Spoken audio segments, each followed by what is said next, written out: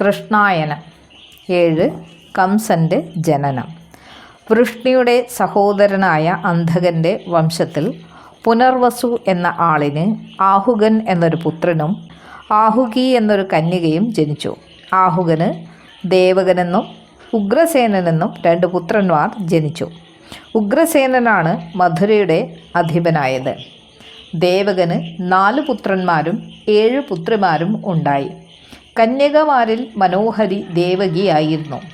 ഉഗ്രസേനന് കംസൻ എന്നൊരു മകൻ ജനിച്ചു. ജനിച്ചപ്പോൾ തന്നെ അസാധാരണ സ്വഭാവവിശേഷങ്ങൾ കംസനുണ്ടായിരുന്നു. കംസൻ്റെ ജന്മത്തിന് പിന്നിൽ മറഞ്ഞു കിടക്കുന്ന ഒരു കഥയുണ്ട്. അത് ഇങ്ങനെയാണ്. സ്വയംഭൂ മന്വന്തരം. മരീചി മഹർഷിക്ക് ഊർണ എന്ന ഭാര്യയിൽ 6 പുത്രന്മാർ ജനിച്ചു. 6 പേരും ശക്തന്മാരും ധീരന്മാരുമായിരുന്നു. യൗവനത്തിലെത്തിയ ഇവർ ഒരിക്കൽ ബ്രഹ്മാവിനെ പരിഹസിച്ചു. മകളെ വേളി കഴിച്ച അച്ഛൻ, നാണമില്ലാത്തവൻ എന്നിങ്ങനെ പറഞ്ഞ് പല പ്രാവശ്യം ആക്ഷേപിച്ചു. അവരുടെ നിന്ദാശബ്ദങ്ങൾ കേട്ട് നാൻമുഖന് കോപമുണ്ടായി. മരീചി പുത്രന്മാരെ നോക്കി നാൻമുഖൻ പറഞ്ഞു, നിങ്ങൾ മാന്യന്മാരും ധീരരും എന്നാണ് ഞാൻ വിചാരിച്ചത്. പക്ഷേ മനുഷ്യാധമന്മാരുടെ കർമ്മങ്ങളാണ് വച്ചു പുലർത്തുന്നത്. അതാണ് ഇങ്ങനെ നിന്ദിച്ച് പറയുവാൻ കാരണം. അതിൻ്റെ ഫലം നിങ്ങൾ അനുഭവിക്കണം. ധിക്കാരമായ ഒരു വാക്കാണ് നിങ്ങൾ പറഞ്ഞത്. ധിക്കാരം രാക്ഷസ സ്വഭാവമാണ്. അതുകൊണ്ട് നിങ്ങൾ 6 പേരും അസുരന്മാരായി ഭൂമിയിൽ ജനിക്കും. ബ്രഹ്മശാപം വഹിച്ച് മരീചി സുതന്മാർ കാലനേമി എന്ന അസുരൻ്റെ പുത്രന്മാരായി ജനിച്ചു. അടുത്ത ജന്മത്തിൽ അവർ ഹിരണ്യകശിപു എന്ന ദൈത്യമർത്യൻ്റെ സന്താനങ്ങളായി പിറന്നു. ആ ജന്മത്തിൽ വിശിഷ്ട സ്വഭാവത്തോടെ അവർ ജീവിച്ചു. നന്മയുടെ മൂർത്തികളായിരുന്നു അവർ. തെറ്റിന് പഴുതില്ലാതെയുള്ള ജീവിതമായിരുന്നു 6 പേരുടേതും. ദൈവഭക്തി ജീവിതത്തിൽ അവർ മൂല്യമാക്കി. ഗംഗയുടെ കരയിൽ തപസ് ചെയ്യുവാൻ 6 പേരും തീരുമാനിച്ചു. ഭാഗീരഥിയുടെ തീരത്ത് പർണശാലകൾ തീർത്ത അവർ കഠിനമായ തപസ്സിൽ മുഴുകി. സാത്വികമായ ഭാവമായിരുന്നു അവരിൽ മുറ്റി നിന്നത്. ഏറെ നാൾ തപസ് ചെയ്യേണ്ടി വന്നില്ല. അതിന് മുൻപ് തന്നെ ബ്രഹ്മദേവൻ പ്രത്യക്ഷനായി. നാൻമുഖനെ കണ്ട് ഈ 6 പേരും അദ്ദേഹത്തിൻ്റെ പാദങ്ങളിൽ പ്രണമിച്ചു. ബ്രഹ്മാവ് അവരെ അനുഗ്രഹിച്ചു. ഇഷ്ടമുള്ള വരം ചോദിച്ചു കൊള്ളുവാൻ പറഞ്ഞു. അവർ പറഞ്ഞു, ബ്രഹ്മദേവ, അമർത്യതയാണ് ഞങ്ങൾ ചോദിക്കുന്ന വരം. നാൻമുഖൻ അല്പനേരം ആലോചിച്ചു മന്ദം പറഞ്ഞു, അത്തരം വരം ആർക്കും നൽകുവാൻ പാടില്ല. ഞാൻ പോലും അനശ്വരനല്ല. പിന്നെങ്ങനെ നിങ്ങൾ ചോദിക്കുന്ന വരം തരും? ഈ കൽപ്പത്തിൽ ആരും നിങ്ങളെ വധിക്കുകയില്ല. അങ്ങനെ വരം തരാം. നിങ്ങൾ തൃപ്തിപ്പെടണം. ആനന്ദചിത്തരായ അവർ പറഞ്ഞു, ബ്രഹ്മദേവ, അങ്ങയുടെ ഇഷ്ടം പോലെ. ലോകം കീഴടക്കാനോ അധികാരം സ്ഥാപിക്കുവാനോ അല്ല അത്തരം വരം ചോദിച്ചത്.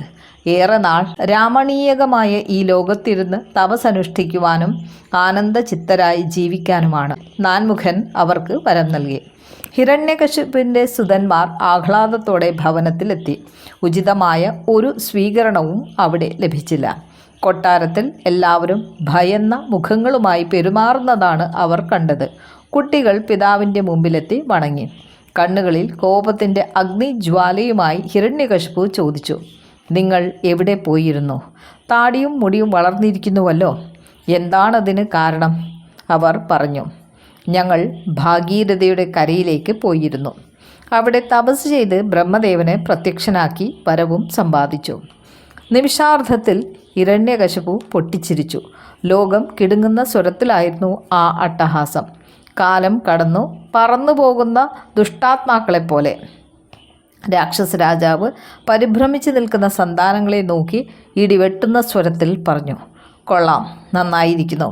പിതാവായ എന്നോട് ആലോചിക്കാതെയാണ് നിങ്ങൾ തപസ്സിന് പോയത്. അത് ഗുരുത്വമില്ലാത്ത കർമ്മമാണ്. ഗുരുത്വം കെട്ട പ്രവൃത്തിക്കുള്ള ഫലം നിങ്ങൾ അനുഭവിക്കണം. ഹിരണ്യകശിപുവിൻ്റെ സ്വരം കേട്ട് സഭ ഞെട്ടി വിറച്ചു. സുതന്മാരും പരിഭ്രാന്തരായി. ഇല്ല, ഞാൻ അടങ്ങുകയില്ല. ഞാനാണ് പിതാവ്. എന്നോട് ചിന്തിക്കാതെ ചെയ്ത ഈ പ്രവൃത്തി ധിക്കരിക്കലും നിഷേധവുമാണ്. ഞാനിതാ നിങ്ങളെ ശപിക്കുന്നു. എന്നേക്കും പാതാളത്തിൽ പോയി നിങ്ങൾ ഉറങ്ങി കിടക്കുവിൻ. അഗ്നിതുള്ളികളായി ശാപം അവരിൽ പതിച്ചു. അവർ വെന്ത് നീറി പുളഞ്ഞ് കരഞ്ഞുകൊണ്ട് ശാപമോക്ഷത്തിന് ഇരന്നു. പിതാവേ, ചെയ്തത് തെറ്റാണെന്ന് ബോധ്യമായി. ശിക്ഷയും വഹിച്ചുകൊള്ളാം. ദയവായി ശാപമോചനം തരുമാറാകണം. അവരുടെ കണ്ണുനീരും അപേക്ഷയും കണ്ടപ്പോൾ ദൈത്യരാജൻ്റെ മനസ്സലിഞ്ഞു. ഹിരണ്യകശിപു പറഞ്ഞു, കുഞ്ഞുങ്ങളെ, മനംനൊന്ത എൻ്റെ ശാപം ഫലിക്കും. നിങ്ങൾ ഷഡർഭകർ എന്ന പേരിൽ പാതാളത്തിൽ ഉറങ്ങിക്കിടക്കും. ദ്വാപരയുഗത്തിൽ ഭൂമിയിൽ നിങ്ങൾക്ക് ശാപമോക്ഷം വരും. വസുദേവരുടെ ഭാര്യയായ ദേവകിയിൽ നിങ്ങൾ പിറക്കും. നിങ്ങളുടെ മുൻജന്മത്തിലെ പിതാവായ കാലനേമി കംസൻ എന്ന പേരിൽ ദേവകിയുടെ സഹോദരനായി ജനിക്കും. നിങ്ങൾക്ക് ശാപമോക്ഷവും തരും. കംസന്റെ ജനനം അസാധാരണമായ ചില നിമിഷങ്ങൾ മധുരയിൽ സൃഷ്ടിച്ചു. നിലാവ് തൂകിയിരുന്ന ആകാശത്ത് പെട്ടെന്ന് വെള്ളിടി പൊട്ടി. ദിക്കുകൾ ധൂമപടലം കൊണ്ട് പൊതിഞ്ഞു. നക്ഷത്രങ്ങൾ ആകാശത്തു നിന്നും പൊഴിഞ്ഞു വീണു. ചന്ദ്രൻ രണ്ടായി കീറുന്നത് പോലെ മാലോകർക്ക് തോന്നി. എന്താണെന്നറിയാത്ത ഒരു ഗന്ധം പ്രകൃതിയെ പൊതിഞ്ഞു നിന്നു. ഉഗ്രസേനൻ കുട്ടിയെ കണ്ടു. കറുത്ത നിറം, വീതി കുറഞ്ഞ നെറ്റി, ഉന്തിയ നാസിക, വീർത്ത കവിളുകൾ, എഴുന്നു നിൽക്കുന്ന നഖങ്ങൾ, രോമം നിറഞ്ഞ ശരീരം. അവൻ്റെ കണ്ണുകൾ തീക്ഷ്ണങ്ങളായിരുന്നു.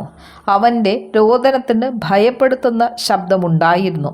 യാദവരുടെ സ്വഭാവത്തിനും രൂപത്തിനും വിരുദ്ധമായ കുഞ്ഞിൻ്റെ ആകാരത്തെയും ഭാവത്തെയും കണ്ട ഉഗ്രസേനൻ ചിന്താധീനനായി.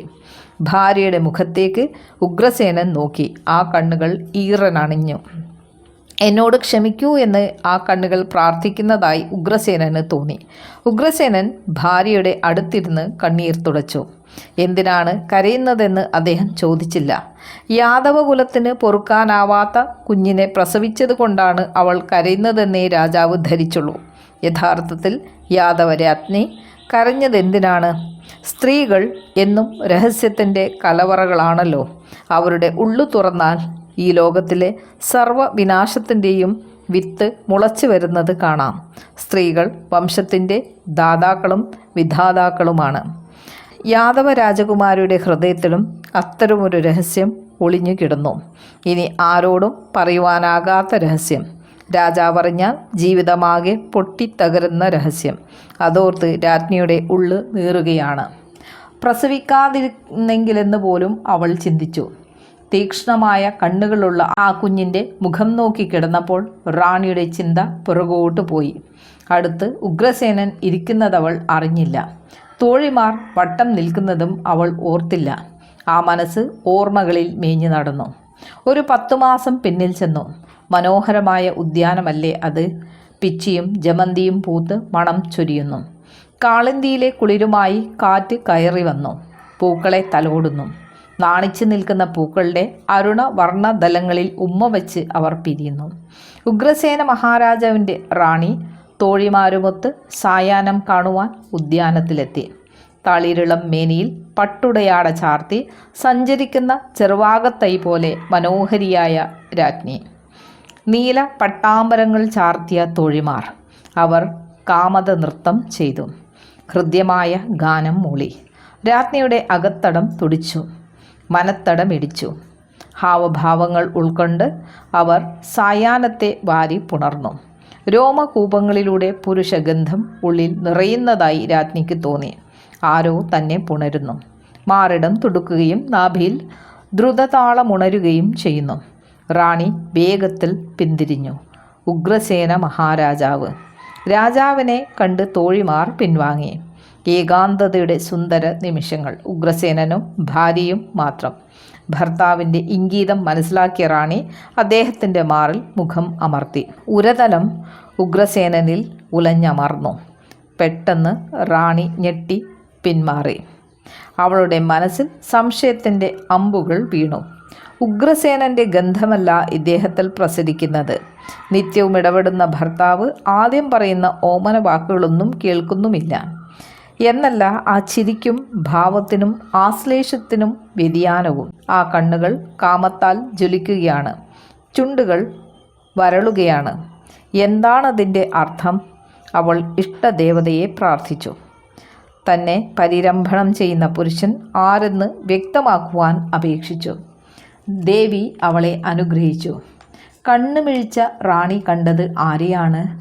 ദ്രമിളൻ എന്ന ഗന്ധർവ യുവാവ് സർവാഭരണഭൂഷിതനായി അവളിൽ അലിയുവാൻ വെമ്പുകയാണ്. റാണി അവനെ തള്ളി മാറ്റുവാൻ ശ്രമിച്ചു. അപ്പോഴേക്കും ഗന്ധർവൻ അവളെ മാറിലെ പൂണൂലാക്കി കഴിഞ്ഞിരുന്നു. ഒരു തുള്ളി മഞ്ഞുമായി മുല്ലപ്പൂ വണ്ടിനെ തള്ളിമാറ്റി. വണ്ട് സ്നേഹപൂർവ്വം തലോടിയിട്ടും മുല്ലപ്പൂവിന് വിരോധം മാറിയില്ല. റാണി ഗന്ധർവനെ ശപിച്ചു. തൻ്റെ ഉദരത്തിൽ വീണ ബീജത്തെയും ശപിച്ചു. ദുഷ്ടനും ക്രൂരനുമായ നീ പാപിയായി നരകത്തിൽ പതിക്കട്ടെ. ദുരാചാരത്താൽ ജനിക്കുന്ന നിന്റെ മകൻ രാക്ഷസ സ്വഭാവം ഉൾക്കൊള്ളും. അവനെ എൻ്റെ ഭർത്താവിൻ്റെ വംശത്തിൽ ജനിക്കുന്നവൻ വകവരുത്തും. ദ്രമിളൻ പെട്ടെന്ന് വിരൂപിയായി.